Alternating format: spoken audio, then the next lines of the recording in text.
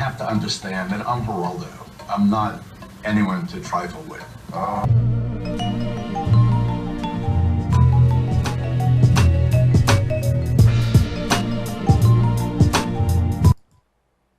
love that intro, Greg. You love the intro song or the Geraldo? The Geraldo that you put that in. He's nobody to trifle with. I want you to know we're getting ready to do the show. Everybody's running around getting a million things. You're gathering stories. Nick Scarpino's not doing a goddamn thing. I'm in here. I'm hard at work. Bumping the audio on the Geraldo clip, maxing it out. Oh yeah, that went into Premiere and came out. Did you so everybody can hear cut it. Johnny Damon out of the last? No, I like him there. Oh, okay. I like him there. Okay. It brings it all together. Okay, well, welcome to another episode of Colin and Greg Live right here on twitch.tv/kindafunnygames. My name is Colin Moriarty. This is Greg Miller, and of course, as you might know by now, since many of you have been tuning in, we've had thousands of viewers every day for the show. And we really appreciate it. This is basically our Mike and Mike style, Boomer and Carson style, PTI style, sports-inspired kind of show, but for nerd culture. Right. For TV and movies and video games and comics and all these kinds of things. Yep. You tune in when you can. If you can't tune in live, that's okay, because everything is archived right here on twitch.tv/kindafunnygames. It's hard to find things on the archive. You know the easiest way? When you go to our page, we have the little pictures of us down there. There's one that says schedule. It has the 2 show schedules, and then it has the link right there to past broadcasts. You get to go check it out. Yep. So go over there and check it out. We are listening to your feedback on Twitter. I am at No Taxation. Greg is at Game Over Greggy, and of course you can follow Kinda Funny at Kinda Funny Vids, and we're going to kind of try to continue to cater to the show to your wants and needs. So we appreciate you coming here. Yeah. And spending some time with us. Greg, a real quick aside, a quick note. My episode of Hot Pepper Gaming went live. It did. And you guys can check that out at Hot Pepper Gaming on YouTube. We tweeted it out from, I think, Kinda Funny Vids. And we sure did. Let me show you how you do over here. Oh, look at this. You like this? Oh, my. I want you to know how hard I've been working She's on the pride of Long Island. 15 minutes before we go live to make sure we have all the stuff here. My favorite part, the Hot Pepper Gaming, of course, an amazing thing. Your review of Freedom War is an amazing game. Here you are freaking out at the end, which I'm a big fan of. That's the one. The end with the Michael Jackson and stuff is pretty good. Cause you were so desperate. Here it is. Everybody go watch this. Give them the real view, of course. Hot Pepper Gaming on YouTube. Amazing. This is my favorite part. So great. God damn, what an amazing show. It's one of those that I wish we had come up with. You know, I mean, I'm glad they have it. I love Vernon. I love everybody over there at Hot Pepper Gaming, but what a fucking awesome idea. It's one of those ideas like Too Many Cooks. Yeah. This one I think we could have come up with. Too Many Cooks. Too Many Cooks takes a special kind of mind. A special kind of perversion to go in there. All right, Greg, we have a lot of news today. We do. Where are we starting? I'd say we should jump right in. Well, I know you want to jump right in with Batman Arkham Knight. Specifically, as you guys know, we've talked about Arkham Knight already on this show, but Arkham Knight is the 4th Batman Arkham game, the 3rd from Rocksteady. It's coming out this spring. It's supposed to come out earlier. You know, it was supposed to come out last year, but they needed more time. It was supposed to come out. Yeah. Hey, we're going to announce this game for coming out in a few months, and then, lo and behold, it's delayed all the way till June. Okay, this game was never coming out when you thought it was. Yeah, so it's quite a ways away, about 6 months away, 5 months away. Yeah. But the special edition, or the limited edition, appeared on Amazon. And we have to give out a giant spoiler tag here. There might be spoilers for Batman Arkham Knight. We're not sure, but we need to talk about it. I want to talk about it. So you go ahead. Sorry, get in the news. No. So, it basically, the news is that on Amazon, the limited edition showed up, and it had a beautiful statue of Batman standing over, Gotham. And there's a plaque on it. And the plaque says, from a great... And again, this is a spoiler. So mute it if you don't want to hear this. Even what you're seeing right now is now the amended version, the amended image. This isn't even the original debut. Oh, you have IGN story. I do. You like that? Oh, it's very I'm telling you, I'm learning how to Twitch and do it. I can't find the wireless keyboard I have somewhere in this goddamn house, but I got a wired one in case we need to go on the fly somewhere. I like how you asked me when, because I clean the house, to go on just cleaning escapades. Yeah. And if I had seen your wireless mic, it's like you dropped a pin or an earring. I thought you would have remembered seeing a wireless keyboard around here. The house is small. I have no idea where it could have been. This is my, of course, DC Universe Online keyboard where I would chat with everyone. Anyway. Yeah. Inscription says. It says, from a grateful city in memory of the Gotham Knight. And then what's interesting, according to videogamer.com, is that Amazon replaced the image with a limited edition statue with one that simply reads, the Gotham Knight. So what say you about this, Greg? Do you think a major spoiler has been revealed? Before you even answer the question, let me just say that people are going to get this limited edition. Right? And they're going to open it before they play the game. They're going to look at the statue. So it spoils the game for you right off the bat before you even play it anyway. So is this something that they're actually going to start talking about where, Batman dies and that's part of the, or, something happens to him? It's got to be, it seems too on the nose, right? really would have thought putting out a memorial statue in something like you said, you're going to buy day one, open it up, tear it out, and you're going to see it right there. Who would have thought that's a great idea? To put something, a spoiler you can't get around. Right. Yeah, Andrew says he also died in The Dark Knight Rises. That's another one. And that's how I always feel about these things, is that you never know which way they're going to go. You know what I mean? Like, saying somebody's dead doesn't mean they're dead. But I believe it. I believe it's possible. I believe that Rocksteady would kill him. They're crazy. They're finishing their trilogy. They say it's a definitive end. I was saying that it would end the Batman one. Superman would be there. We'd get a Justice League game. Some people call this out then as proof that won't happen. It's one of those... I can see them killing Batman. Spoilers, killed the Joker. Like, it's like, why not? We'll get in that universe and have fun with the toys you have, right? But are they stupid enough? Is WB marketing stupid enough? And I know they're not, to put a giant spoiler like that in the box. It can't just be that, like, I guess it'd be weird to put up a memorial statue when somebody's still alive. But I mean, maybe we just... Oh, okay, everybody. Here's what's gonna happen. You get to the end. Had a moment. They're gonna be so thankful for Batman and think he's dead or whatever. They'll make the statue. Then it'll fade. Time will pass. We'll see like a quick thing, and then it'll come up and it'll say like, I don't know, 20 years later, and then 2 feet will walk in, one with a cane, one in jeans, and you'll hear Kevin Conroy say, "And that's why I brought you here, Terry." Credits. Oh, That'd be Batman Beyond. Okay. Everyone would flip the fuck out. I just saved it, everybody. Everybody tweeted WB Games. We just now the saved game's it. going to be delayed another 2.5 years while they work render this one in. cutscene. Have the dog walk in too.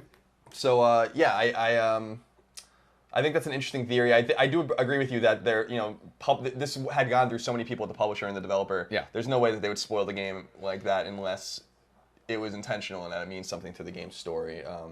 It is a little weird, though. Then again, it is a little weird that you replaced the image. Yeah. To not say that anymore. If you really didn't think it was a big deal, you wouldn't have replaced the image on Amazon. So that's an interesting piece of news, I thought. I know that that's something very relevant to you. A lot of people are asking me in the chat if I'm okay, if my gut's okay from Hot Pepper Gaming, by the way. We filmed these in... Just a couple weeks ago. Not too long ago. Yeah, 2 or 3 weeks ago, I would say. And my butthole was hurting the next day. There's no doubt about that.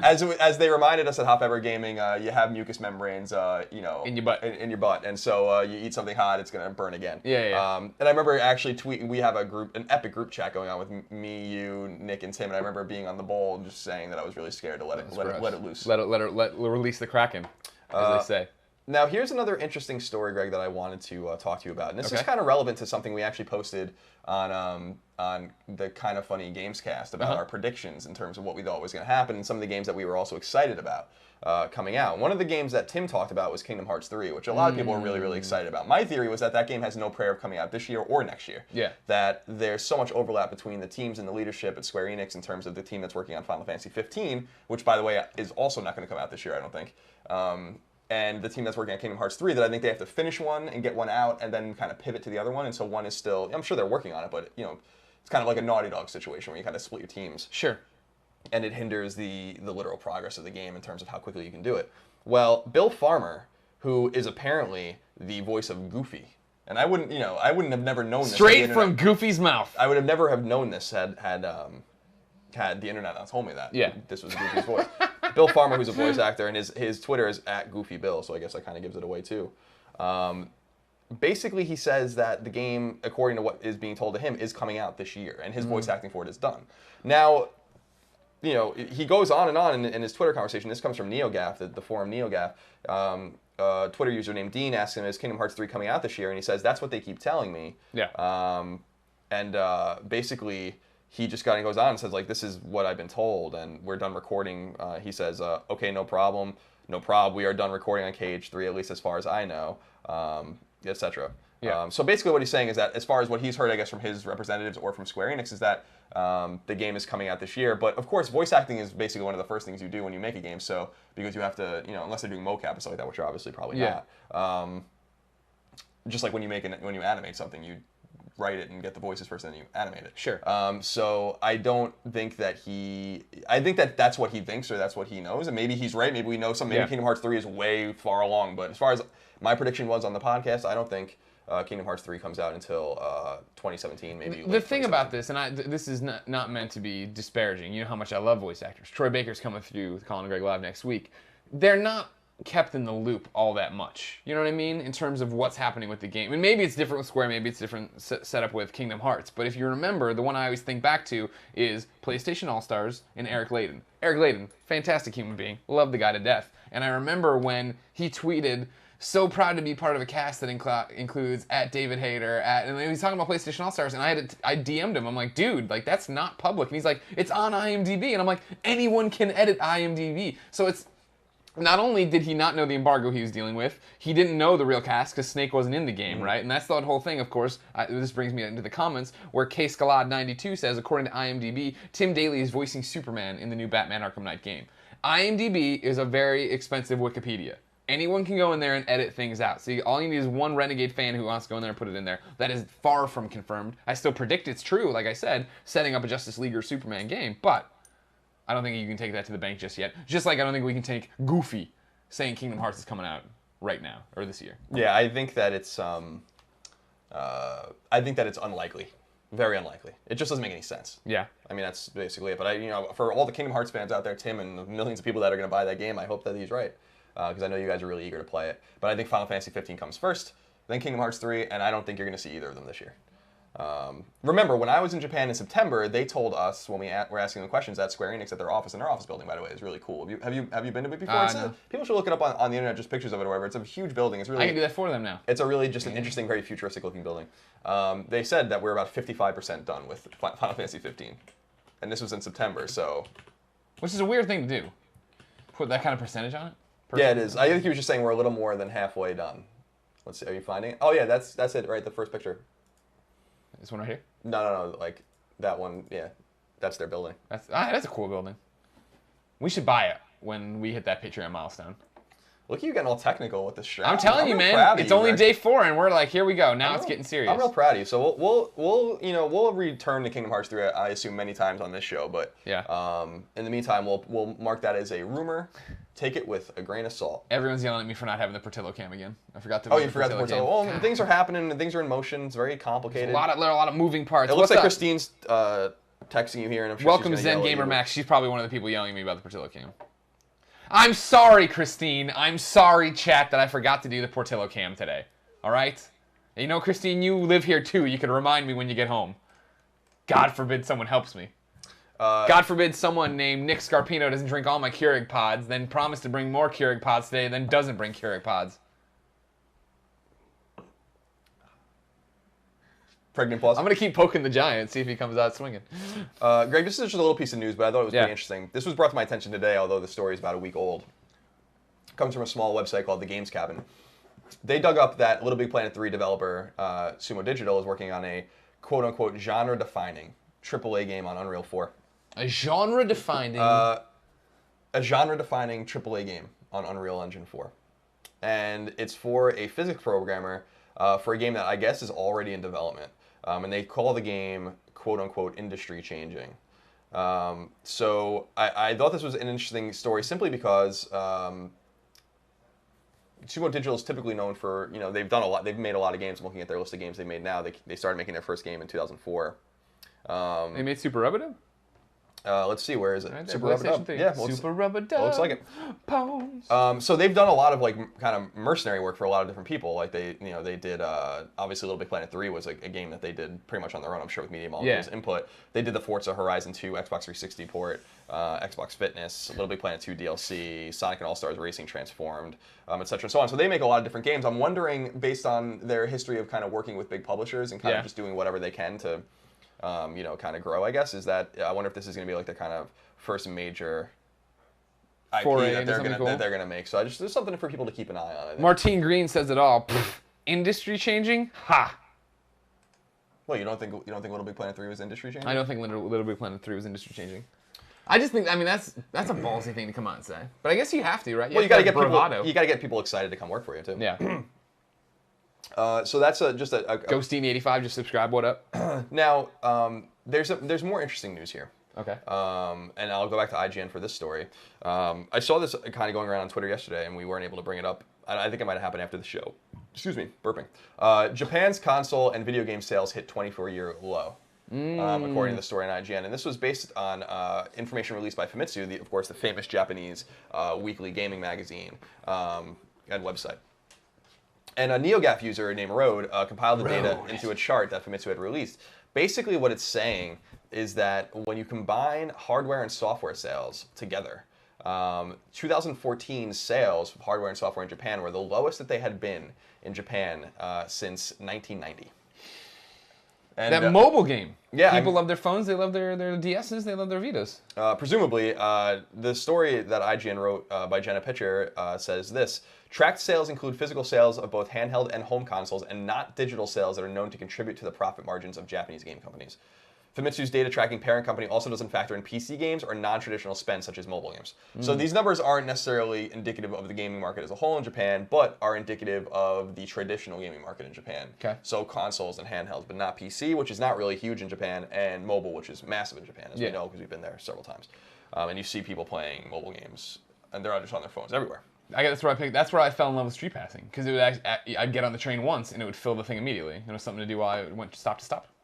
It looks like the biggest years in Japanese gaming were 2006 and 2007 by a big margin, and that must have to do mostly with Wii, you would presume, and DS as well. The numbers have truncated to the point where 2014's numbers are almost half of what they were in 2007, which is really interesting. You see here, if you go to the graph, it's. Do you want to try to find it? Yeah, is it still like a top story on IGN? Front page IGN? Let's see, presumably. January 7th, and it's dated yesterday, so just you have to go down. Scroll. What's the blog look like? Just Control F Japan, I would say. You passed it probably. Oh, I thought you said it was farther. You just fill it. You keep reading. I'll find it. Okay. The story goes on to say that Sega, Square Enix, and Capcom have made efforts to diversify into these markets over the past few years, which are showing positive results for the companies. Sega has previously commented that traditional game sales are slowing quickly, while digital sales for PC and mobile remain strong, and plans to focus on these areas as a result. Square Enix also aims to focus on HD online games and smartphone titles this year. So there's basically here, we're going to bring it up for you. There's the graph. This is the graph from a NeoGAF user Road showing where we're going, we don't need road. Showing the sales, and as you can see, the turquoise color is the combined sales of software and hardware. I guess before they split them up in data. Gotcha. Starting in 1997, they were able to split hardware from software, and so you see those different colors, blue and red. So it's very interesting. Thank you for that, NeoGAF user Road. That's very instructive. Now there's more to this story. The top selling Japanese software of 2014. Yokai Watch 2, which is huge on 3DS, sold over 3 million units at retail in Japan itself, which is absurd. That is at retail. Yeah, at 3 retail. million units. Now I want to put this into context for you, Greg. Please do. You know I love context. The Japanese population, I believe. Let's see if I can find it. Yeah, it's about 1.2 or it's about 126 million people. So it's the 10th most populated country in the world. The numbers are so huge for that's like, imagine that there's 126 million people and 3 million of them bought that game. That's nice. That's basically like saying a game sold 9, 10, 11 million copies in the United States, which doesn't happen more than once or twice a year. Yeah. So that's a huge deal, and I assume that those games will come over to the West eventually. Pokemon Omega Ruby and Alpha Sapphire were 2.4 million at retail. Monster Hunter 4 Ultimate 2.3 million at retail. Super Smash Brothers for 3DS 2.06 million. Yokai Watch 2, another one, 2.007 million. Yokai Watch the original is at almost 1 million. Common theme between the top selling 6 games in Japan, all 3DS games. Mario Kart 8 was the 7th best selling game on Wii U. Dragon Quest Monsters 2, 748,000. Kirby Triple Deluxe, 687,000. And Super Smash Brothers for Wii U, 478,000. Low showing for Smash. The top 10 games, software games in Japan sold all Nintendo games. Very interesting. Here's a question from the chat. Are you prepared? Yes. Scuba2100 says, isn't Japan in a massive recession? Could that be one of the reasons consoles are down? That could be, but I think that it's just the way they like to play games. You think, because Brydo also says, I think the population is just shifting to mobile-related content. Everybody's on the go in Japan. Yeah, that's the thing, is that, Japanese culture is very, at least in cities, like Tokyo is really an amazing city because it just is massive. It's just a massive place. Yeah. I think a third of the population lives within Tokyo or the metropolitan area around Tokyo in Japan, which is insane. I mean, it's insane amount of people. And for context, in New York, the metropolitan area in New York, if you include the island, like the 5 boroughs, northern New Jersey, southern Connecticut, That's what, 25 million people? Yeah. You know, and we have 310, 315 million people in the United States, and that's our biggest city by far. So, I mean, there's no comparison to Tokyo. Sure. And people don't have a lot of space there. I mean, it's space is at a premium. It's very expensive. People have small apartments. And, you know, so there's not maybe a lot of room for a big TV. There's not a lot of want to stay in and play console games. It's not to say people don't play console games there. It's just to say that people go out a lot in Japan. And, and you observe that. In Tokyo, you're any time of day or night. People are just there's just people everywhere. Buildings there's like the high-rise buildings that are just restaurant buildings and bar buildings and dance club buildings. You just go floor to floor to different restaurants, different bars. All this it's amazing. Stuff. I mean, they have to build up. As an aside, just like we need to do in San Francisco, we need to start building up. Yeah, well, that'd be nice, but then they all stop us. So yeah, Japan, interesting place. Japanese console gaming seems to be dying, or traditional gaming there. 3DS and PS Vita were the two best-selling pieces of hardware in Japan in 2014. PS4 was third. Xbox One shifted less than 50,000 units in the region. And that's basically it. Hardware sales, you had 3DS, Vita, PS4, Wii U, PS3, and Xbox One in that order. Gotcha. Life-to-date sales of Vita, 3.4 million in Japan, not bad. Life-to-date sales of Wii U, 2.1 million. PS3 life-to-date sales past 10 million. 3DS life-to-date sales, 17.8 million. So lots of interesting sales data there for all you nerds out there that like numbers like I do. Greg, shall we move on to the next story? You sure, Shan? You sure, Shan? Yeah. Okay. This comes from USA Today, and this has more to do with computer chaos. This reminds me of, this is what they say, computer chaos. Y2 chaos? They basically are saying that there's a Y2K-like issue that With might what? happen in 2015. Here's what the story says, Greg. The story is by Andrew Griffin from The Independent. It's mirrored on the USA Today, I guess. Computer chaos feared over 2015's leap second. Okay. The year 2015 will have an extra second, which could wreak havoc on the infrastructure powering the internet. Come on. At 11:59 p.m. on June 30th, clocks will count up all the way to 60 seconds. That will allow the Earth's spin to catch up with atomic time. The Earth's spin is gradually slowing down by about 0.02 of a second per day, but atomic clocks are constant. That means that occasionally years have to be lengthened slightly to allow the slowing Earth to catch up with the constant clock. Last time it happened in 2012, it took down much of the internet. Really?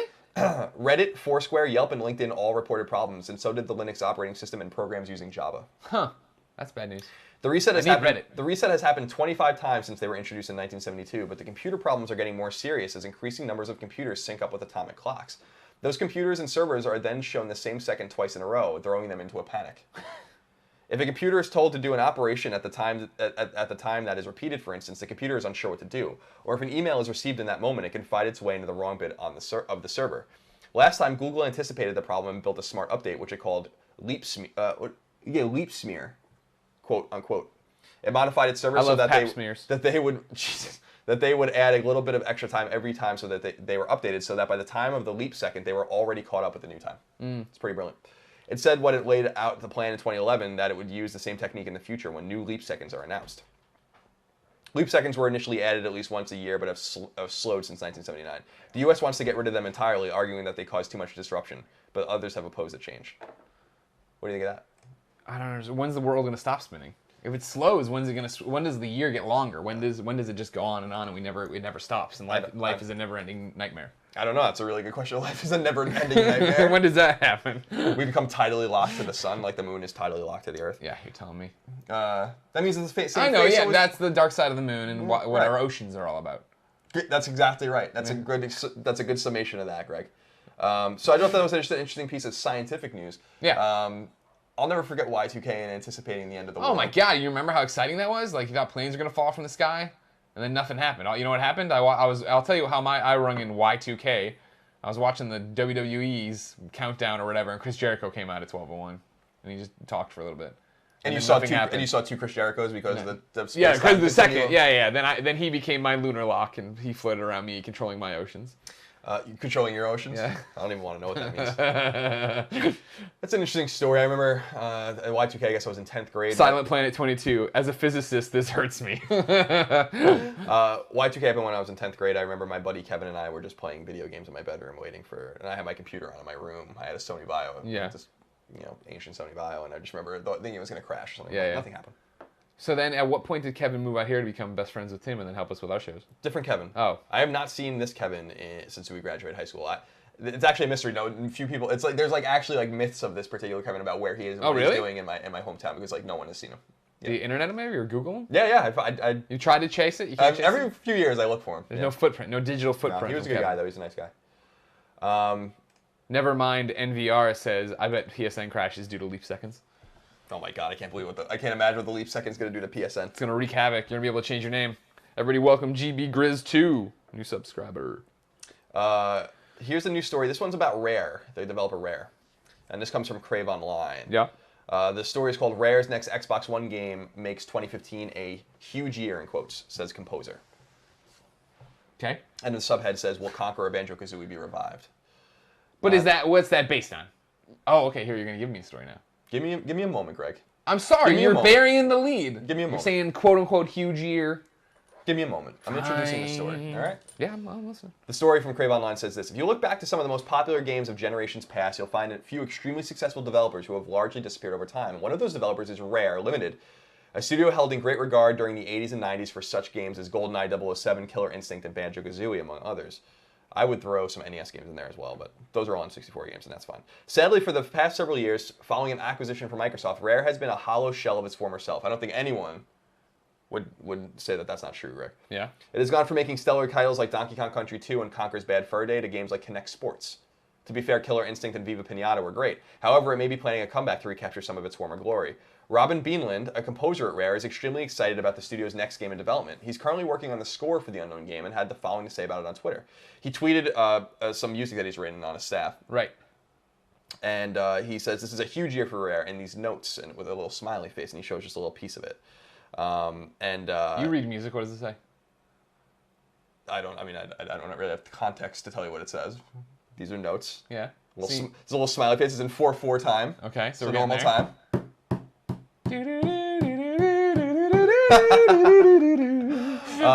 And then the story goes on to say, although Rare has been busy with Kinect titles for the past few years, Xbox head Phil Spencer revealed late last year that its next project won't be Kinect-based. As a matter of fact, he said the following after visiting the studio for a full day. He tweeted this, got to play the new Rare limited game today, Rare building a uniquely Rare game as it should be. Very exciting for, I think, Xbox fans specifically, because I think when Microsoft acquired Rare, they acquired a company that was not what Nintendo had for all those years. Now, see, it's interesting you point that out, because over in the Twitch chat, Team Vernia linked us to Gaff, where this person, Steve Rules, had gone through the studio list of 136 employees to figure out who had actually been there and how long they'd been there. He says, so 1/3 of the studio has been there for at least 10 years, except for 2 guys who are 8 and 9 years apiece, not factoring in any I can't see due to premium locks on LinkedIn. That Rare, just a name.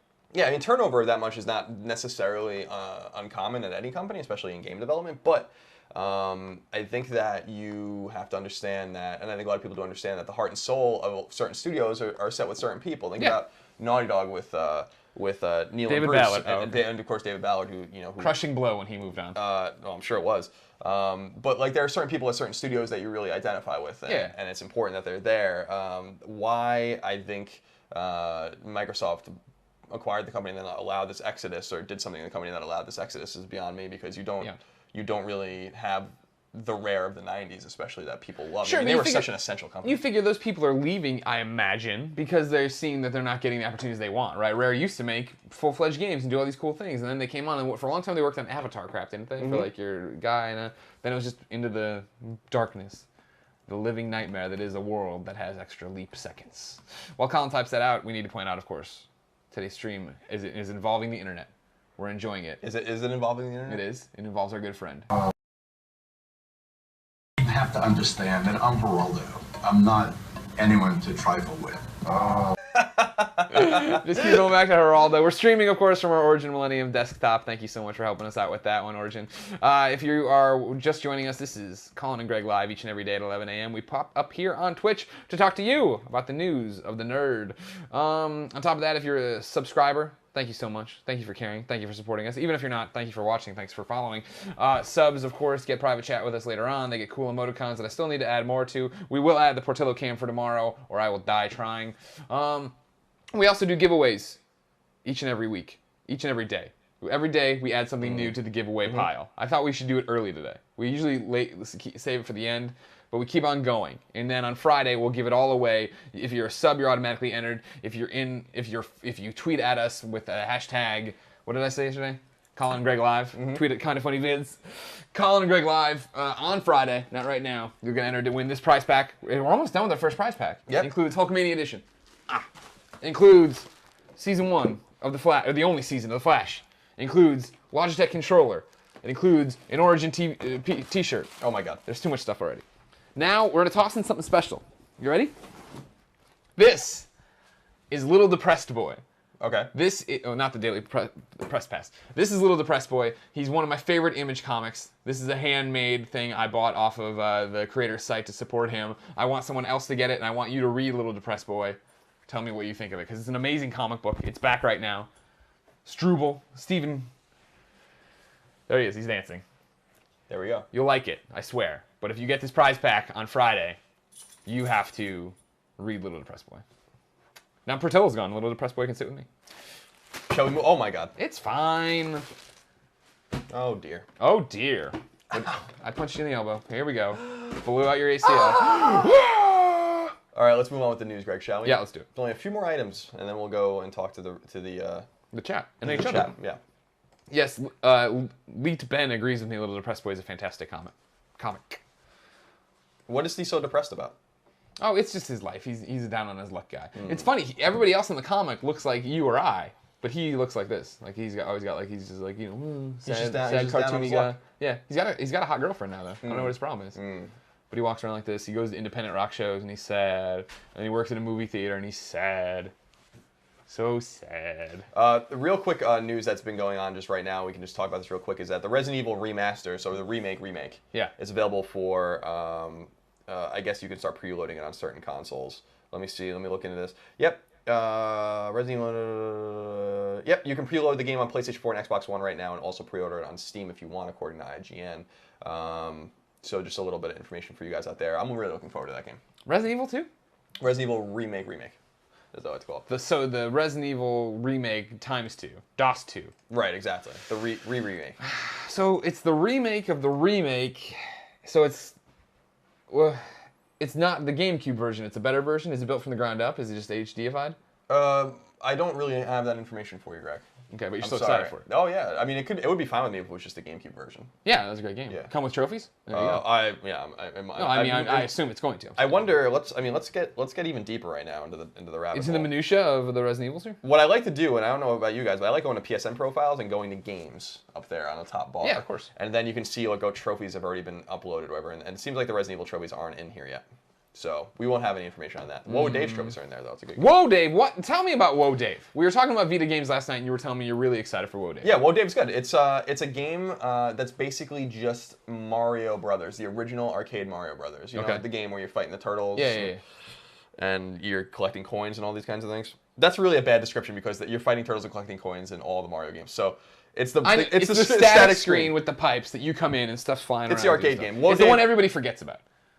Exactly. I really love that game. Yeah. Like, I think that game's really fun. Do you remember when the Wii released, and they released Mario Brothers, and everybody got excited and bought it, and then they're like, what the hell is this? Yeah. This isn't Mario Brothers. And they'd explain, no, that is Super Mario Brothers. I was stoked. Sure you were. I was freaking hyped. But Whoa Dave is basically just a game on Vita, and it comes to PS4 soon too, and it's basically just Mario Brothers.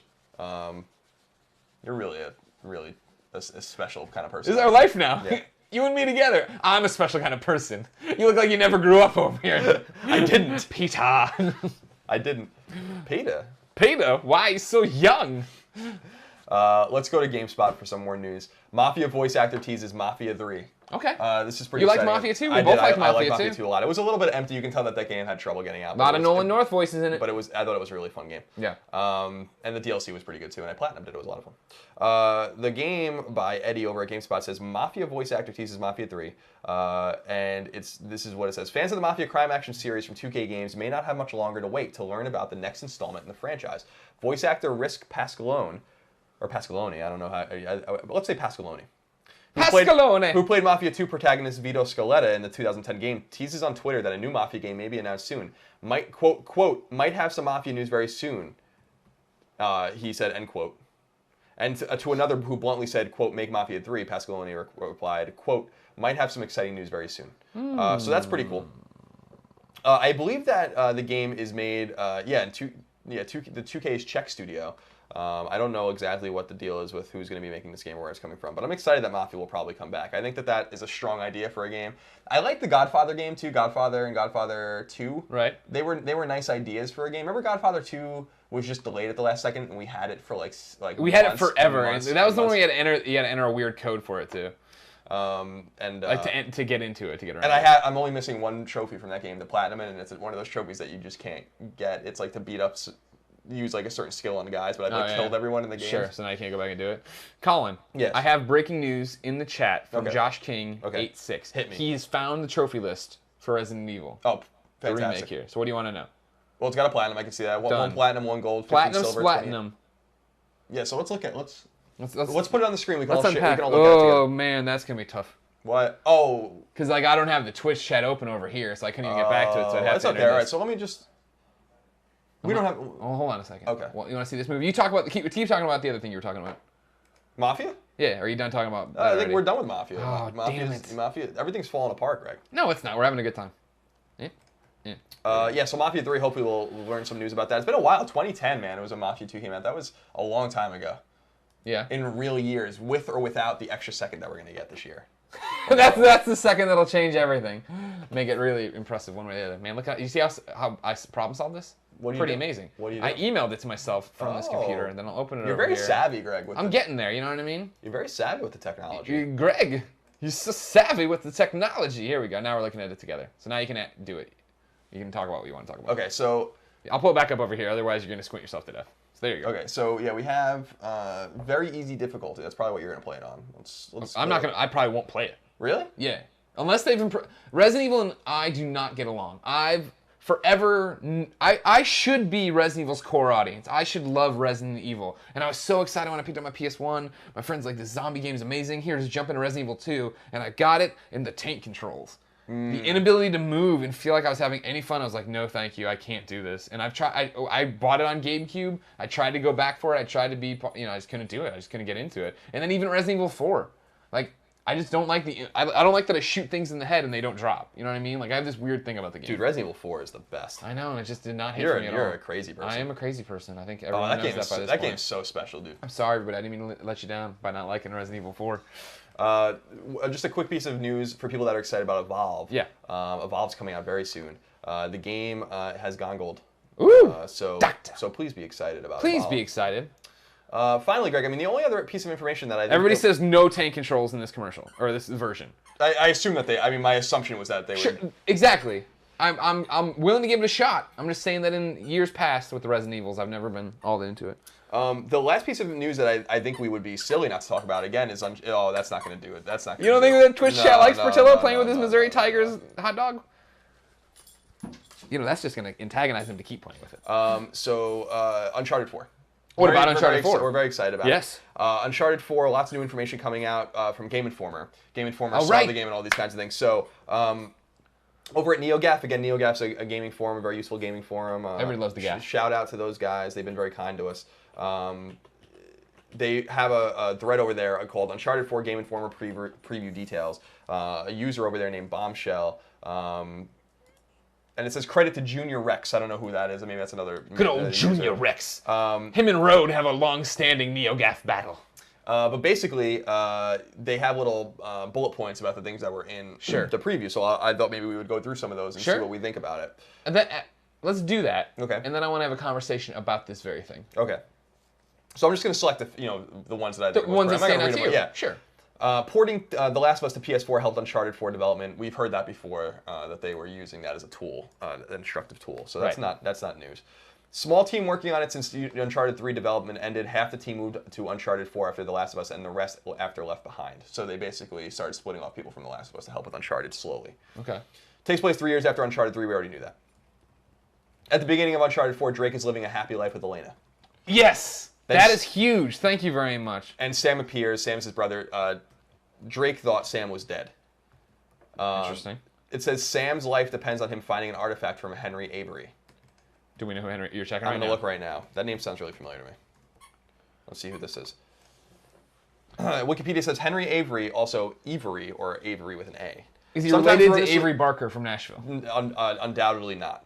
sometimes erroneously given as John Avery, was an English pirate who operated in the Atlantic and Indian Oceans in the mid-1690s. He likely used several aliases throughout his career, including Henry Bridgman, and was known as Long Ben to his crewmen and associates. Long Ben! Dubbed the Arch Pirate and the King of Pirates by contemporaries, Avery was the most notorious pirate of his time. He earned his infamy by becoming one of the few major pirate captains to retire with his loot without being arrested or killed in battle. Nice. And also for being the perpetrator of what has been called the most profitable pirate raid in history. Although Avery's career as a pirate lasted only 2 years, his exploits captured the public's imagination and inspired others to take up piracy and spawned numerous works of literature. So that's what Wikipedia says about him. Gotcha. Some more information. Drake feels indebted to his brother, and he can't resist getting back on into treasure hunting. Story takes Drake and Sam to Libertalia, a mythic Madagascar colony purportedly founded by pirates. Says you're not going to spend the whole game on the island. Teases snowy and urban environments. Two rival hunters, Raffi and Nadine. Raffi. It says R-A-F-E. You would think that was Raffi or Raff. I don't know. I don't think too much about it. Raff or Raffi is a very different treasure hunter than Drake with different morale and approach. I think it may be morals. So Mr. Saline says, so the villain of Uncharted 4 is a pirate. DRM confirmed. So you guys can go to NeoGAF and read the rest of the stuff that these guys were kind enough to put into a list for everyone. Multiplayer has been confirmed, which is not surprising. And then someone added some more things and said, just read the article. Most of it is covered in the original post. A few more things. There are 60 different animations just of Drake picking up objects. Nice. 60 treasures confirmed. Let's see. You can attack enemies from all sides with unique animations to them. You won't magically warp in front of them if you Nice. punch. See, this is what I was talking about. Lots of talk from Druckmann on the cost of adventuring on Drake's life. It will be a major focus of the story. Compares his addiction to treasure hunting to being a drug addict. Yeah.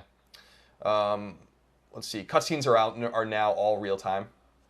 Tools will be used to enhance traversal and puzzle solving. They say the large puzzle rooms from Uncharted 3 will still be there. They say the U3 had the best puzzles of the series. I agree. And they want to build on that. Go ahead. You're going to say something? Well, are we done with Uncharted talk for a second here? Yeah. That all sounds awesome. That all sounds amazing. You're over it, though. No, I love Uncharted. You know that. You're over it. Here's what I want. Now I want to go from talking about the game itself to talking about the game's journalism business. Okay. How do you feel about GAF? And I love GAF, don't get me wrong. So this isn't even people on the internet taking Game Informer stuff that's for their magazine and putting it in to post to read here. I mean, I guess I can understand why Game Informer would be upset about that. Yeah. But I don't really necessarily. I mean, people have done that with things I've written too, where Of course. I wrote the history of Naughty Dog, and people find the little bullet points that they want to read about. I mean, that's their prerogative. I guess people are still going to go and read the magazine. I certainly want to read the whole story myself. Yeah. But these are the salient points that I think people think that others want to know. I can see both sides of that. Right, because this is always a long-standing what do we do with this information thing, right? Game Informer has this exclusive, right? They have this information nobody else has. Do we cover it? Do we report it? Do we not? How do you put it all together? What do you do with that information? That's something I think people struggle with all the time, and it's a struggle for them, right? Of the fact that Game Informer's in a really interesting spot of having to window their content, and the fact that they can't just jump out and be like, okay, we're putting everything online, because they want you to buy the magazine, they want you to have your subscription to the magazine, they want you to feel like you're getting something out of the magazine, like we feel with our Patreon, right? So they send it out, but then it immediately gets scanned, it immediately gets this. Sites put up scans all the time from the magazine of like what it is. People boil the information down to posts, they boil it down to news and stuff. It's a weird situation of, I feel online when we were at IGN and we would break news or we would do something, there would always be a link back somewhere, you know what I mean? You felt like, all right, well, it's getting promoted over there, which is good for the brand, blah, blah, blah, blah, blah. But is it good for the brand of Game Informer to have their magazine, I guess, scooped all the time by the internet? Because I have no reason to buy a Game Informer anymore, right? To be a Game Informer subscriber. But we're being, it's not narrow-minded. We're ignoring the bigger picture that Game Informer has a reach of millions and millions of people. It goes into millions of people's mailboxes every month. It's associated intimately. It's owned by GameStop, so it's in GameStop stores and people get it when they buy their games and all these kind of stuff. I think what we often lose sight of, for instance, like we have 41, almost 4,200 people watching this stream right now, right? That's really awesome. We're so honored by that, right? Thank you so much. But this is a really small group of who we're talking to right now, right? And the people that read NeoGAF it's a big site, but it's a small group of people, and we have to think about how is normal Joe Schmo getting his information? Is he getting it from NeoGAF? Is he getting it from Colin and Greg Live? Probably not. We have a really core audience that's really engaged. I hope Joe Schmoes are watching you in this Mega Man hat give out the news. But the guy that goes into GameStop with his girlfriend when they're in the mall and they want to buy a game and they say, oh, I played Uncharted 2 when here it is. You know, like, oh yeah, this buy is the all magazine, news. you get the EB Edge card and 10% off. This is your all news. trade-ins This is anyway. all news to him, right? Yeah. So I think that we have to look at it from that perspective. I also just think, frankly, it calls into print media is dying, and it has been for a long time, and I think it's just the nature of the digital age and the information age that these things just proliferate quickly based on the nature of print versus digital. Sure. At the same time, it does call into question the very disappointing thing about games journalism. One of the things that I'm really distressed about, and one of the reasons why I really made it a mission of mine, above really all else, to tell original stories whenever I could, and to find news and to break news stories and to tell the history stories and all these kinds of things, because games journalism is in a bad state. It's regurgitative. It's just cycling the same thing over and over again. It's Polygon reports that boring. IGN reported that this was reported at this thing by this German game. Yeah, I hear it's boring. So it's just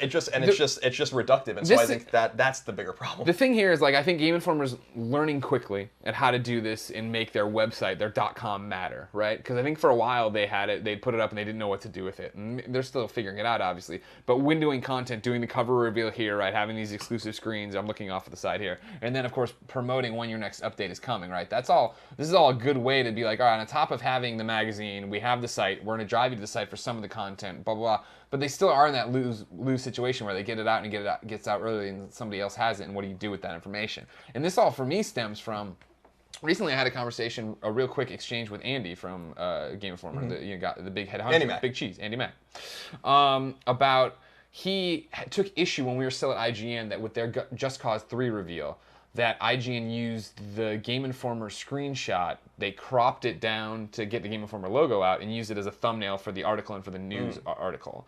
And he's like, this is totally, your IGN is stealing from us. And real quickly I was just like, are they? Like, I don't, you know what I mean? Like, because I was coming at it from not being IGN, but being a content creator, right? You and I quit IGN, people write news stories about it, and they take our thumbnail off of the YouTube video and crop out the words and have that. Like, great, I'm glad you're telling our story, I'm glad the IGN story is set, you know, like, it was Damon at the news desk, or not, you know, at the news setup, being like, what's up, everybody, welcome to IGN News.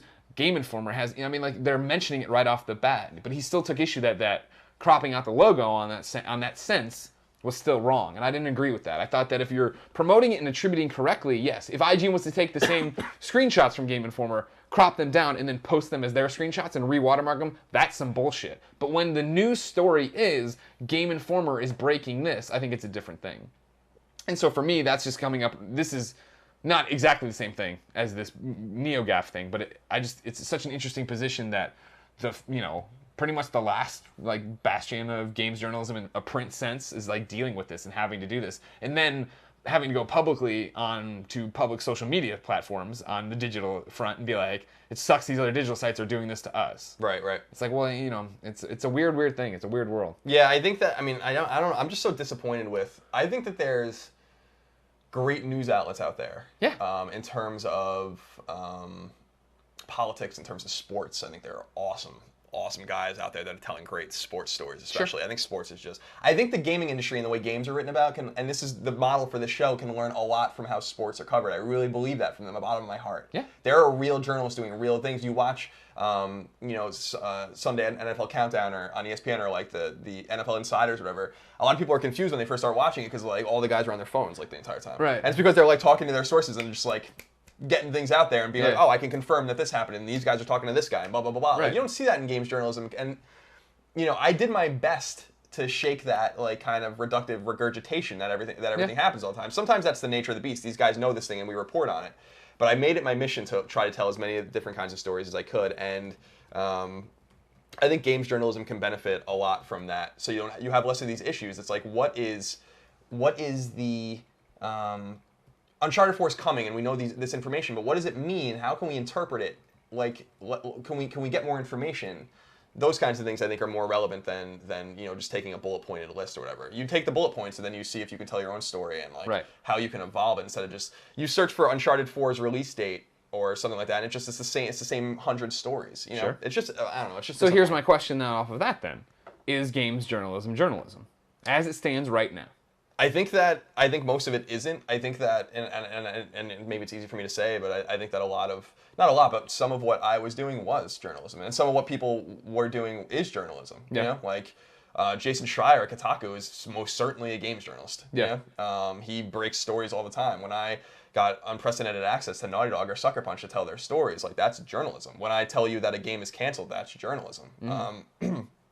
But at the same time, I think people have to understand that games journalism has been rolled in with games criticism, with editorializing about games and all these kinds of things, and it's a little muddled up. And you went to a great journalism school, and so you know that a lot of these things University of Missouri aren't journalism, but a lot of people I mean, don't, that was the big thing for me when I got here is, like, I always tell a story of, like, you learn in J school journalism ethics, right? You never ever, they go through giant classes and semesters on what ethics are and how this works and how you protect your relationship with the reader and relationship with context and all these different things.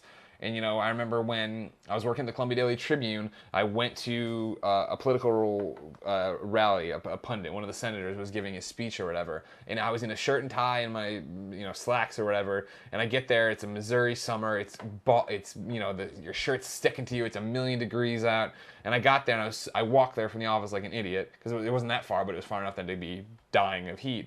And I grabbed a bottle of water and drank it. And then I realized that I took a bottle of water from this Senate staff and I tried to pay them money, and they're like, "What are you doing? Get away. It's a bottle of water. Are you kidding me?" And I was like, "Oh my God, I can't believe this." And then you jump to coming to work in the video games industry, the video game journalist industry, the enthusiast press, whatever you want to call it.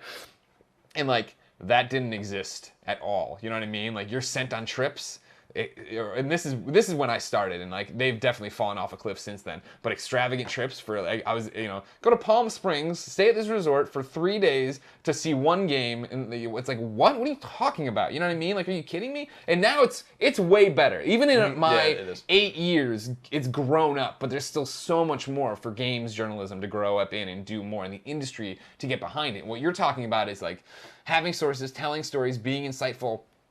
That is happening. Obviously, you're citing a whole bunch of good examples of it, but it's not the majority, right? No, you know what I mean? definitely not. News still very. I remember when we first started at IGN. Remember, we would get press releases, and then the news team would just put them up pretty much. They wouldn't even really change them. They wouldn't even say anything. And then finally that started to evolve into what you're seeing now and stuff. You look at Colin Campbell, right? Who goes out and does Yeah, Colin Campbell's another games journalist. I'm going to talk to you. I'm going to call a contact. I'm going, set up an interview, do these different things. Mitch likes to tell stories that way too from IGN. Now let's be clear. There's nothing wrong with not being a games journalist. 100%. That is not meant to be a knock at all. Being a critic, like Dan Stapleton or even Vince. Yeah.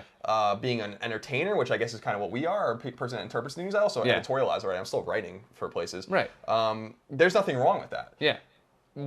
But I think that there is something wrong with for gaming to evolve and for the way we cover games to evolve, we must approach games journalism in a more serious way, And that is one of the things that I tried to really do, and I hope I was successful about it in some ways. But why? What are you laughing at? Out of all the times, you shouldn't have been wearing the Mega Man hat. Wait, you don't like my Mega Man hat? There's a way to approach games journalism in a serious way. Hey, I'm not a games journalist. I know, me neither. I'm just saying. I'm just throwing it out there. No, that's the big thing. When I was there, I was very clear to people that I did not consider what we did journalism. Now, I consider it what we do enthusiast press, and we're media, you know what I mean? We're doing all these different things, and this is not me trying to dodge saying there's no ethics in what happens in games journalism. It is about gaming ethics in games journalism.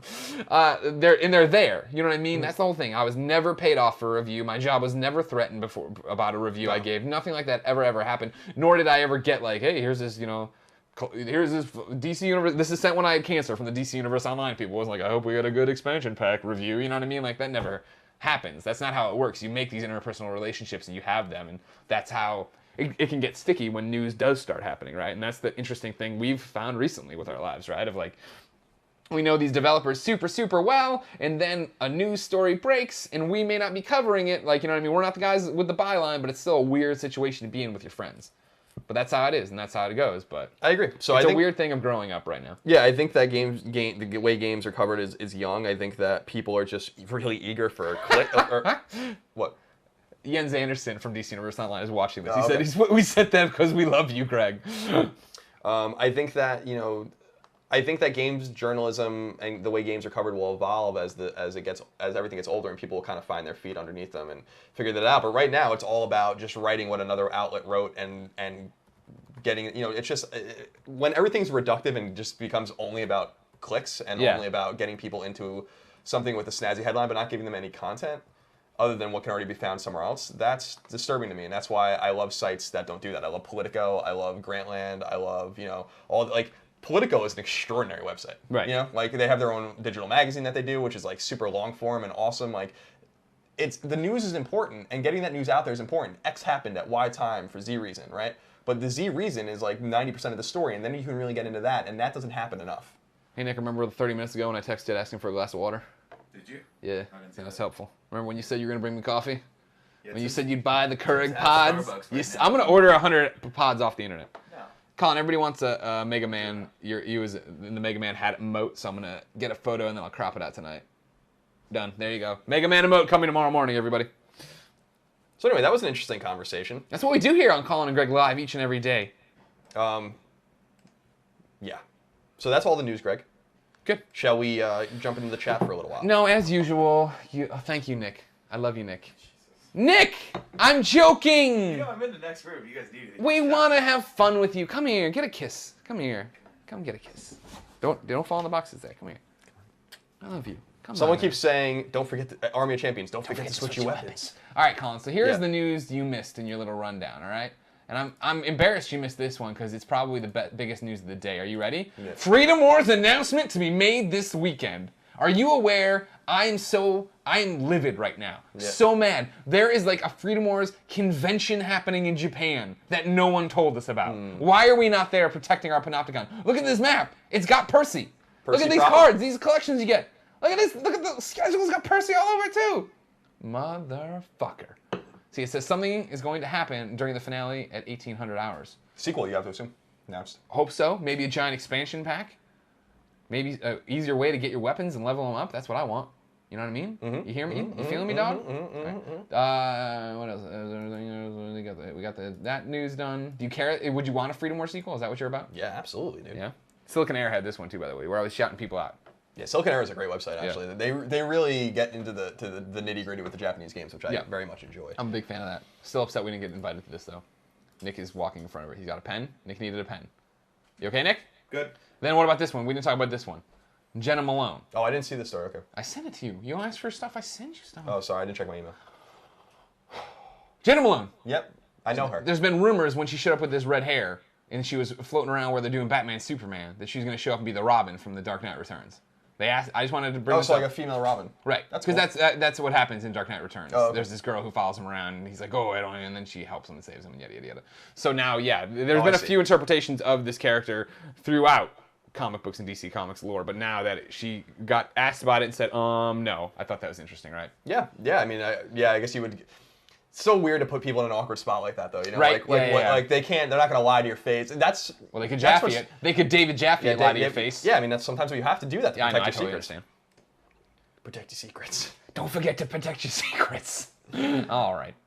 So now what are you talking about? So Chatting? shall we move on to talk to some of the users here? Sure. Not sub chat yet, right? Not We sub just chat. wanna talk? Let's just. Ooh, have a someone's chat. asking if we need a new. Jay Kingdom here made a straw poll to see if we need a new Team Fat president. I'm gonna say no. I'm gonna vote for myself. Well, I'm gonna vote and cancel out your vote. It doesn't matter. You can't. Oh, you found it. I didn't think you'd be able to find it fast enough. You're not good at the internet. Cannot cast your vote. Error returned by server. User has already voted on poll. You used our IP. Suck it. That's nonsense. Suck it. Here we go. T-Man2096 says, if you guys are not going to do Beyond 400, can you guys do a massive live event for Kind of Funny this summer? Maybe add it as one of the perks on Patreon. Well, T-Man, hey, look who it is, Tim Geddes. You want a kiss too? Come here, you big bastard. Oh, you're all sweaty. Gross. You didn't tell me you were sweaty. I'm sweating Tim. Sweating Tim. How do we stop sweating? So, let's cover off on some of this. He said, if we don't do Beyond 400, Beyond 400 is well outside of our control now. IGN owns Podcast Beyond. If they do a Beyond 400, I don't know. If I get invited, I will gladly come and hang out. Kind of Funny, on the original patreon.com/kindoffunny, we hit the tier for doing a live event. We are doing a live event. The problem was that I discovered when you try to book a live event and work a job that you can't like call out and do live events from, it's hard to book spaces. So we're looking to do it. I originally wanted to do it end of February. Then I discovered PAX East is in March right away. And it's like, ew, I don't want that crossover. So then I was thinking, because I want people who are going to travel to not have to spend $1 million if they're doing both. I don't want to compete with PAX East. I thought, what about April? Because then it can be my birthday party too. Oh, okay. You know what I mean? We could have Greg Miller's giant birthday party. We have to do a whole bunch of other stuff now. You hit a Patreon goal too on Kind of Funny Games, where you have to do a 30-man Royal Rumble on the N64, a la a Harmonix/Giant Bomb from PAX East. We get to do that too. So, if everybody's cool, let me know in the chat. Are you cool with an April live event for Kind of Funny in San Francisco? Live Game Over Greggy show, probably a live Gamecast now. We'll probably pelt Kevin with tomatoes for you. You let us know. It's catching up. Greg, PSN Frank asks, Colin, fan of coleslaw? Interesting. Not really. Yeah. Let's see. Let's keep going. Everybody's cool with April so far. The VMM Well, hold on. No. You don't need to drop a bomb like that and go on. Coleslaw. What about it? You don't like it, period? That's fine. I like it once in a while. It's fine. I'm not gonna get crazy. Here's when I like the coleslaw. When I'm getting the fried chicken dish somewhere and it has a little coleslaw, good. The big thing I like now, and this is the one I'm a big fan of at both, what's his face? You're right there with me, Nova. At Nova, and then at Ironside, down in Soma, or by the IGN building, they make barbecue sandwiches. I get the fried chicken sandwich, they put the coleslaw on the fried chicken, and I get to eat it like that. And that's nice. Ironside does it with the shredded pork. Right, putting coleslaw on a sandwich on meat is very Pittsburgh-style sandwich. Yes, and have you ever, this is in the Mission, do you ever go to Giordano Brothers? Yep. Good sandwiches, and they put coleslaw on them too. What I like about them is that they're like, don't ask us to change anything. It's like there's a sign there, be like, like this is the sandwich. Yeah. Take it or leave it. Yeah. Get out of here, you Mission hipsters. Which I like. The one I go to is not the Mission though. I think it's North Beach. Oh really? By the strip clubs. Junior Hop 36Set4 says, hey Greg and Colin, we're trying to put together a group for GTA Online, and we just wanted you to know there's a Kinda Funny squad. Social Club Rockstar Games crew, kinda_funny_squad. If y'all join, we will set you up on those top spots to deserve to be at. We should do that. We should do some GTA Online. I agree. Everybody. All right, cool. I absolutely agree. I'm opening this in a new tab, and then I'll share it again in the chat so everybody can do it. We can get there. Well, this is a good point. Well, you know, it's been a rock'em sock'em robot weekend, right? Or week, 3 days, 4 days. So much is happening. I feel like today's the first day where I feel like it doesn't feel like everything's collapsing around us as we run, right? It's not like we're at the end of Uncharted 3 with the world falling apart around us. And we're high. No, we weren't high yet. This is after we killed Talbot. Okay. And then Catherine Marlowe we didn't save. Spoilers for Uncharted 3. Sorry, everybody. There's a bunch of things to call out. So the social club, great. There's a Reddit. We have our own subreddit at r Kinda Funny. That's been built for a long time, and we've never really promoted it just because it's hard to promote. You know what I mean? We already send you to a million effing places. We're sorry. Kindafunny.com is being revamped. It's almost there right now. Soon every video will go up there, be posted as a blog post. So if you fall behind, you can't find the Twitches, this, that, or the other, you'll be able to find everything we do, because we do understand that having Twitch to YouTubes is confusing for everybody. NH Drumline 17, Greg, he asks... that he or she, big time supporter. Yeah, I definitely recognize that name. I think we're friends on PSN. He says, oh my god, it's moving too quick. He says, what are your tips for someone wanting to start streaming to gain an audience following? I feel like every time I stream, it just goes out into a void on the internet. I also find it difficult to know what to talk about. What do you guys suggest? What do you think, Greg? He's already doing it, which is the biggest thing. Is I always tell people to get out and do it. If you want to be a games journalist, you want to be a streamer, you got to go and do it. And you can't worry about the quality of it all, right? You just got to get out there and you got to create content, and then hopefully the audience finds you. The easiest way, and what worked for Colin and I both, right, is that we have a niche. We're PlayStation, right? That's what we did at IGN. People knew us. We talked about one thing. And if you remember, when we started doing that, first off, people didn't like us. Maybe they still don't. Secondly, it was a small group. And then it grew and grew and grew, because you find like-minded individuals who tell it. If you're streaming, you're trying to find an audience right now, and you feel like it's just going out into nowhere, I would pick a game you really are passionate about and stick with it. Like, I would say it would be really helpful if you're the only person streaming it. If you want to go through the hoops to get Freedom Wars up and running, that'd be awesome. Because when I streamed it that one night, it was a crappy stream, the quality was bad, I didn't know what I was doing, but people came to me because there was only 2 Freedom Wars streams going, right? Something like that. If you go and stream Destiny, you're already going to find such a narrow group, you know what I mean? Everybody already knows Alfredo Plays on Twitch is the best Destiny player ever. What do you got? Shady G Fella says... No, I meant like advice. You got any advice? I just think consistency is really important. That's right. Set a time, hit that time. I think consistency is really important. That's why Beyond grew. 11 a.m. every day, Colin and Greg live. Shady G Fella says, Colin, what went wrong with Squaresoft, SNES PS1 Golden era to today? There's going to be a conversation with Colin about that. Just maybe in the coming weeks. Maybe next week even. No, next week's Nintendo, I think. Oh, Nintendo. So in the coming weeks, we'll say. In the coming weeks. Yeah, that's how it works. At youtube.com/kindafunny. Let's see. I'm going to keep scrolling. Boobs, says Ghost Gamer 93. Hey, Greg. DC Marvel 04240 says, hey, Greg, Colin, what non-Nintendo character do you want in Smash Brothers? Dr. Wily is always my answer. And I keep saying it, Dr. Wily as a Pokemon trainer type character that is behind, like, is in the back, like in the background, and he commands Robot Masters. All right, here's mine. Clementine, Walking Dead. That'd be weird. That would be weird and awesome, right? I mean, it doesn't have to be bloody. Are they even? Is that those games even on Nintendo platforms? I don't think so. I mean, it's on everything, but the Wii U can't run anything. Just kidding. I'm just trolling on that one. I think it's honestly ridiculous the amount of Wii U we've streamed on our stream. I know. We've streamed all more our than Let's Plays. anything Yeah. Fight of Dream, I think his name says. Fight of Dream. Do you think there'll be a The Last of Us sequel? I think there will absolutely be a The Last of Us sequel. I think that you'd be, not you, but Naughty Dog, and sort of be foolish to ignore the sales. That what is it, 7-8 million sales and not do a sequel? I think you got to do a sequel. Let's go down to the bottom. Let's do one more and then we'll go to sub chat. Okay. Let's see. Scrolling. Mr. Pac-Man 97 says, so will the apparent Uncharted trilogy happen before Uncharted 4? I would be shocked, absolutely shocked, if an Uncharted trilogy didn't come out to PS4 digitally and at retail this summer or in the fall, in the early fall. I can live with these. Prime everybody for Uncharted 4. Yeah, you think so, right? Oh, it has to. It'll probably be announced at E3 But see, the problem is then this sticks with my theory that they're going to delay Uncharted 4. I think it's a lot to drop on somebody at what? You're doing it E3 August, and then you're expecting them to buy the new game in November, probably. I guess it's not that bad, but it seems like a lot of content to try to get through. It seems like I'd rather have that now-ish. I'd rather have that before E3, I think. If that makes sense to you. Yeah, no, absolutely. We'll see. Okay. All right, let's go to sub-only chat. We appreciate everyone who's not a sub, of course. You don't have to sub. You're still here joining us. You sub, you get the emoticons. You get the automatic entry into our prize giveaway each and every Friday. You get private time like you're about to get with us for 15 minutes. We're eventually going to figure out playing games with everybody. It looks like the social club thing is going to be a great way to do it with GTA. I need a Destiny crew. We need to set up like Destiny dates, I guess, where I can jump on with, what is it, 2 or 3 people to drag me through, to help me level up, yada, yada, yada. So we'll get that all set up. Lots of sub things that are happening that are cool, though. We try to take care of you. And real quick, just for everyone out there, because a lot of people have asked me, about the documentary that I was in and that I narrated for. It's a video game documentary called World 1-1. World 1-1 premiered in San Francisco in October. I'm in it. I narrate the beginning and the end of it. I'm also a talking head or whatever.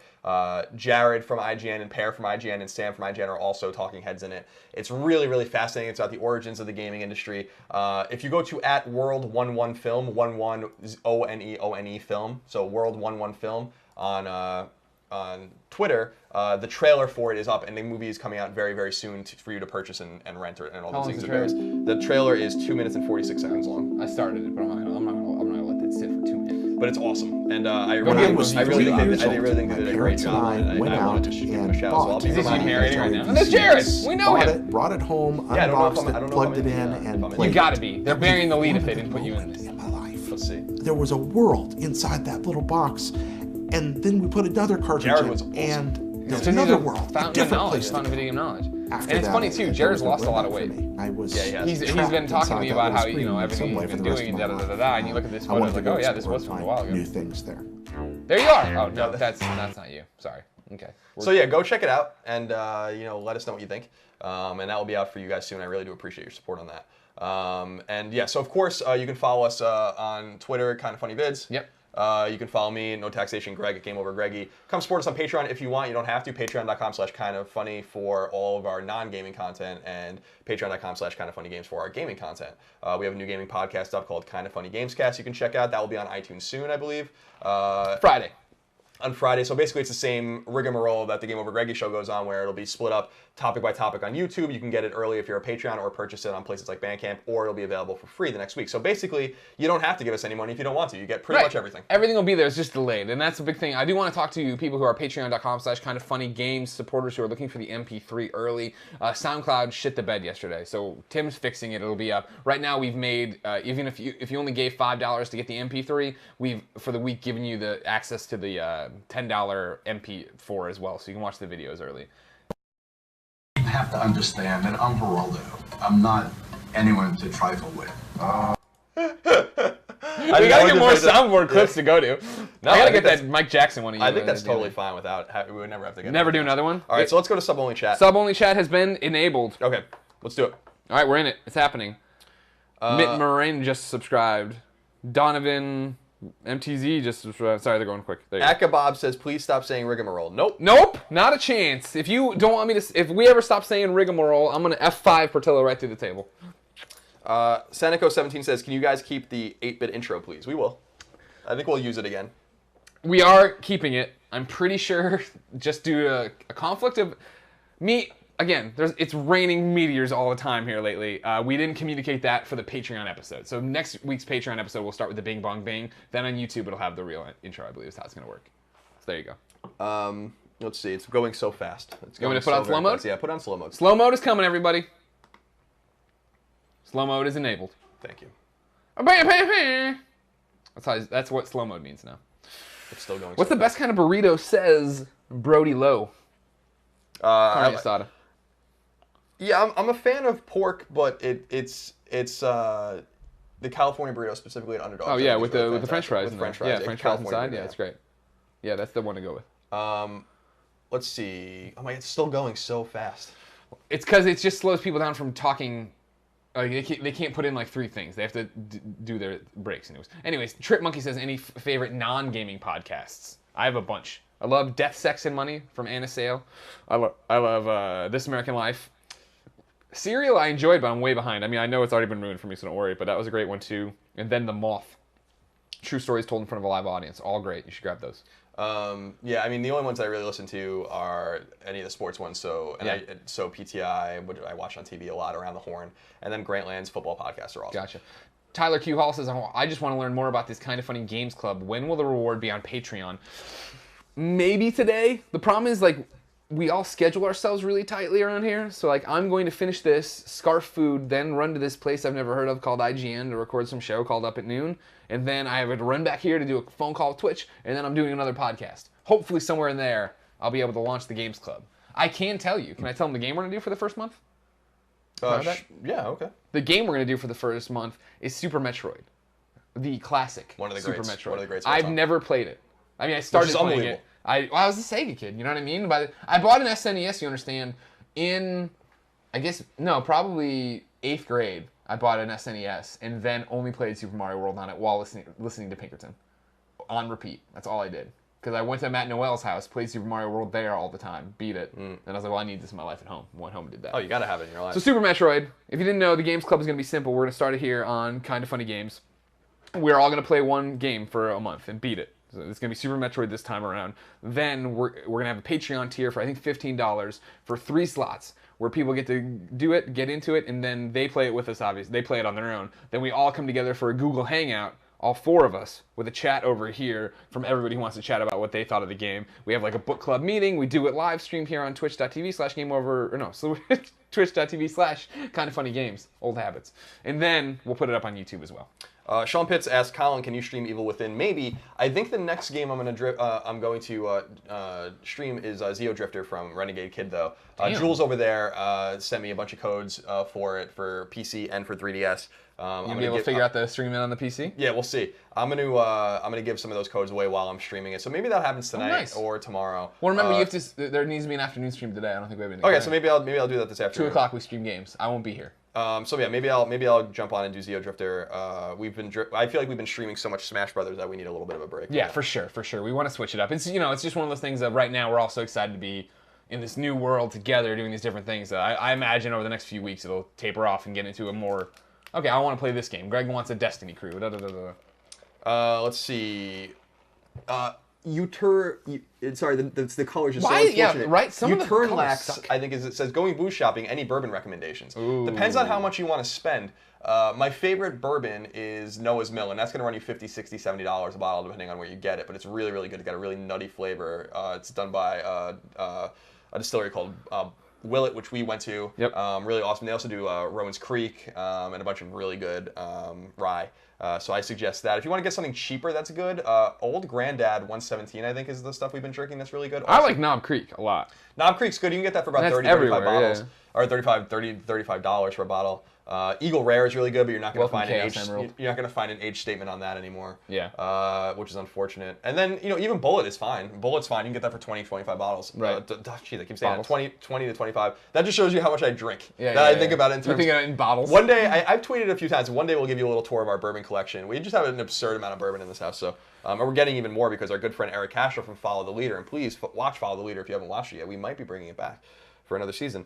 He's going to buy us or sell us, I think, a little case of some of his good bourbon as well. So we're going to have more of that coming here soon. So go buy bourbon. Trips Monkey says, I don't think Clem wants you to stop streaming. Look at the puppy dog eyes on Clem here. I know, she's sad. A cool thing about this is last night somebody tweeted me asking where I got it. And I was like, oh, and I Googled because I couldn't remember anymore.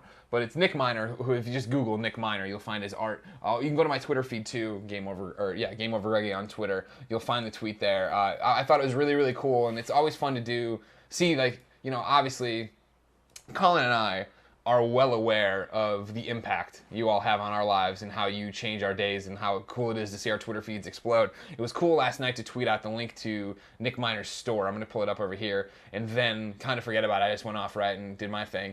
And then this morning I woke up to a tweet from him being like, oh man, he was telling everybody that he had to restock the store and stuff because you guys came in force and bought it. So if you went last night to get the Clementine poster off of Radiant Gray there on Etsy, it has been restocked. You can go grab your own right there. Official cool. Clementine poster of the Kind of Funny Games cast. Very cool.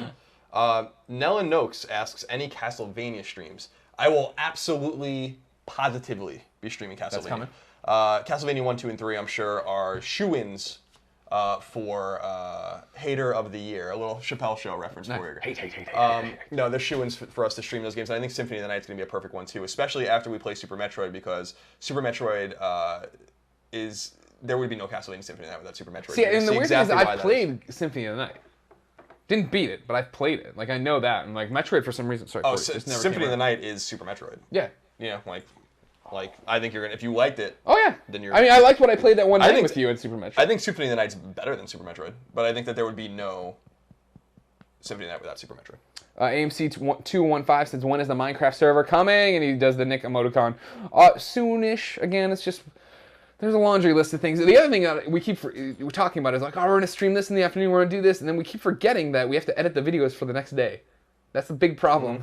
We didn't think that through. I didn't, at least. I'm sure other people did. We're hitting our rhythm. Exactly. As we ease into this, once I stop doing all the appearances and doing different things, it'll be easier to do it. Now, I say all of that, and then next week is my final up at noon. Troy Baker's in town. We have Luis, the guest, the Patreon from our very first Patreon, who is going to come be on the show. We're going to an Xbox event. There's a million things going on. But it's all good. It's all amazing. Thank you for your support. Let's do 3 more questions, Greg. Three more questions. Let's see. Pigeon Tamer 91 says, Greg, when do you think MGS5 will be out? November. November? I think that's a safe bet. Yeah. I think, I mean, like, there was that whole thing with Kojima's shirt. You remember that? Mm-hmm. They made a big deal about that. I forget, what did it actually point to if you did it? I forget, but whatever. Wasn't it another Swedish thing? Mm-hmm. MVP398 says, Greg, have you worked on your Mega Man? No. My Mega Man skills will only be enriched when I'm with Colin. I'm not going to go out there and get better. It was eye-opening, I'll tell you what, to watch Tim and Nick play. And then even watch Colin play a little bit more, right? You understand, I came out of the gate. I sat down, I was the first one, I went and I sucked it up. I understand that. I think now that I've seen you guys play, I understand to shoot the whole time. Don't worry about getting hit. It'll be okay. That was all helpful. Yeah, and you got to remember rule number 1. It's all fucked up. Everything's fucked up. Final question. Okay. Let's see. Well, this isn't the final question. Sawman's MM says, what are you guys streaming at 2 p.m.? Are you going to try to... I'll try to do Zero Drifter at 2 p.m. We got to figure out the Steam turning down the volume, but I think I have an idea, so we'll try to do that. And also, Tim and Nick are going to be around, so I'm sure they'll stream something too eventually. Let's see. Citrus Chrome, flanked by X's, says, Kojima's shirt was pointing to June 22nd. Gotcha. That can't be that soon, though, right? No, I wouldn't suspect so. Maybe a beta. Final question comes from a sleeping monkey. He asks, would I get my money's worth if I bought a PS4 and only used it for exclusives? Maybe in the future, but right now, but not right now. No, I think if you don't like indie games and the indie and digital environment on PS4 right now is just dominant, just absolutely dominant. Then you're probably not going to like it because there really are only 4 AAA exclusives on PS4 right now. Anyway, that can only be on PS4. Infamous Second Son, DC Universe Online. No, that's not. It's in the PS4 exclusives that can only be played on PS4. So not Little Big Planet, not Last of Us. Oh, okay, I see. Knack. which is a AAA game that no one really liked. Yeah. Killzone Shadowfall, which I think is a great game. Infamous Second Son, which is a great game, but not nearly as good as the Infamous games on PS3. Right. And then Drive Club. If you aren't excited about those, or you aren't excited about what's announced next year, and there's only 3 of them, which is The Order, Bloodborne, and Uncharted, then maybe PS4 is not for you. I'm excited for Bloodborne. I am too. I will definitely be streaming Bloodborne. And we'll be streaming. I'll tell you right now. I'll stream The Order front to back for everyone. In one sit? Yeah. We'll sit there and we'll just go through it, and you're gonna see how I meticulously play my games when I first play them. Nice. Which is just that's gonna be absurd. That's the one thing in everything we're doing right now, and it's fun. It's awesome. We haven't. I'm interested to see what happens when new games come around. You know what I mean? Like I guess H1Z1 is I want to try next week, and that's like the first game. But I mean like something like big, right? Like Bloodborne, like Uncharted. Excuse me, like Batman. He's dying.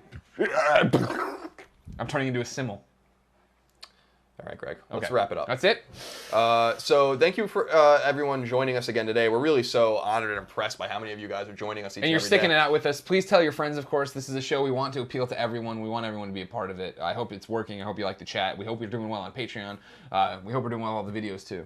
Absolutely. So, follow us on Twitter at Kinda Funny Vids, Game Over Greggy, No Taxation. You can join us here each weekday at 11 a.m. Pacific Time for more Colin and Greg Live. If you want to support us on Patreon, please do that. Please follow us on YouTube, though. That's free, and you can watch those videos for free whenever you want. YouTube.com/kindafunny and YouTube.com/kindafunnygames.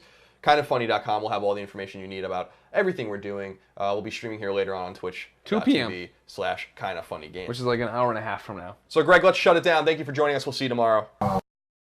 You have to understand that I'm Geraldo. I'm not anyone to trifle with.